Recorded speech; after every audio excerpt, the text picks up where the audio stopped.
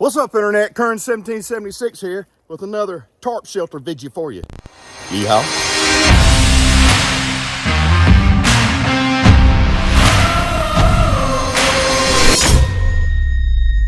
Today I'm going to show you how to build an Adirondack style shelter system. This one here happens to have a porch on it, front porch hanging off the front right there. You don't have to have that, but I figured I'd show you how to do that as well. So this is with the DD Hammocks 3x3 tarp that was in the first video, and let's jump on in this thing, show you how to make this. All right, so the Adirondack Shelter. This is a shelter that requires a ridge line, just like in the first video in this series. So I've already got my ridge line up. It's about chest high. You're gonna have to adjust that how you see fit, but I'm gonna start with mine about chest high and see if that works, or chin high, or beard high. Anyway, I got my ridge line set up here.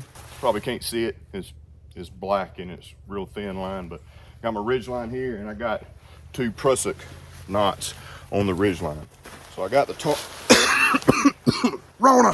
So I got the tarp here, and as you can see, I just stuff my tarp in the bag that it comes with.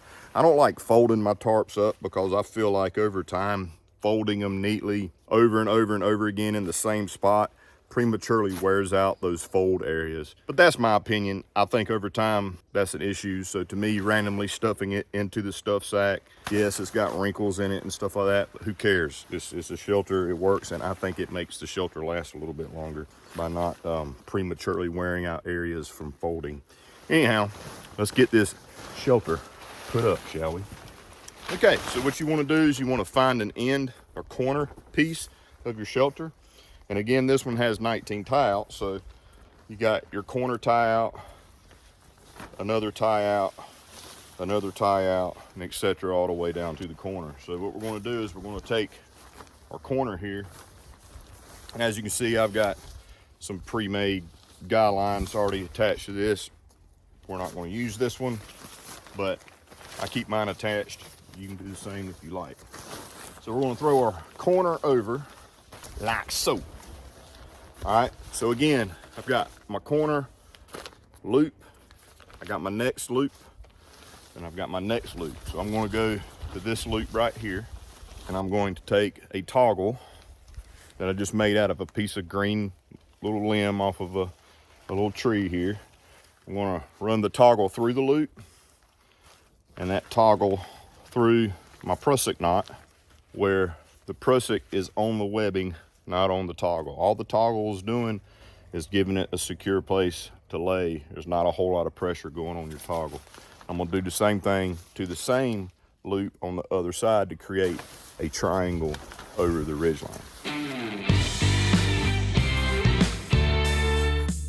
Toggle.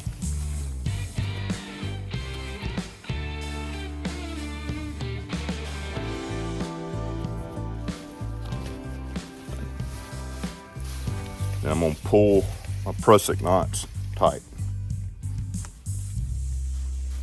So as you can see here now, I've got an equal length triangle over the ridge line, and the rest of the tarp is going out the other side there.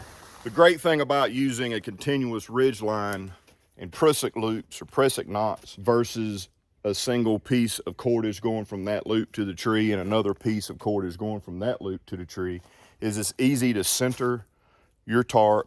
It's easy to tighten it up and get it nice and taut versus the other way. So I recommend doing the continuous ridge line and using these prusik knots. So if I wanted this shelter to be shifted that way, instead of having to loosen the knot system up right here, lengthen this line, go over there and shorten the other line, I can simply come to my prusik loops, slide them in, slide this one out, and I've essentially moved this whole system over that quick. I like doing it this way. I think it's the most efficient and easiest way to do ridgeline type shelter system. So that's your first step.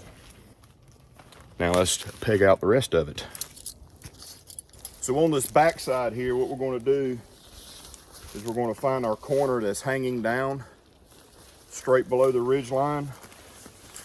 and we're going to go to the second loop just like we did earlier.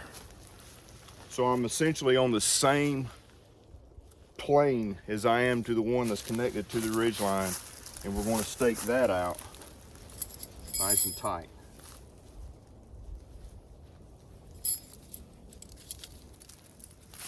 And do the same on the other side.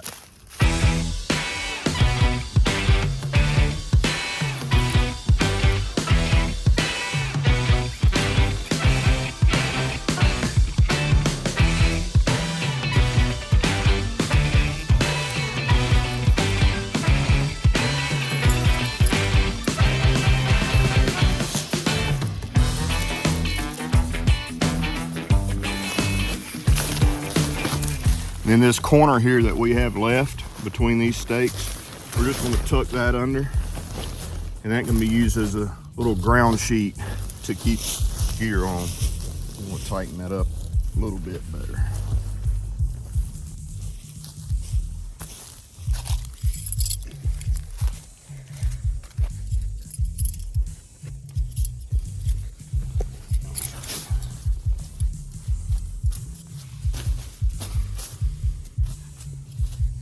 Now back here on the front, this is the corner that's hanging straight down from the top of the ridge line.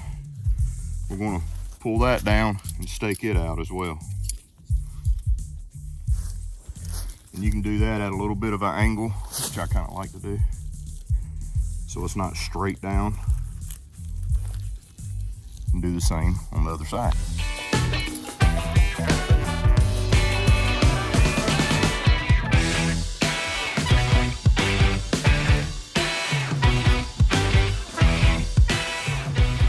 So there's your basic Adirondack style shelter shape there.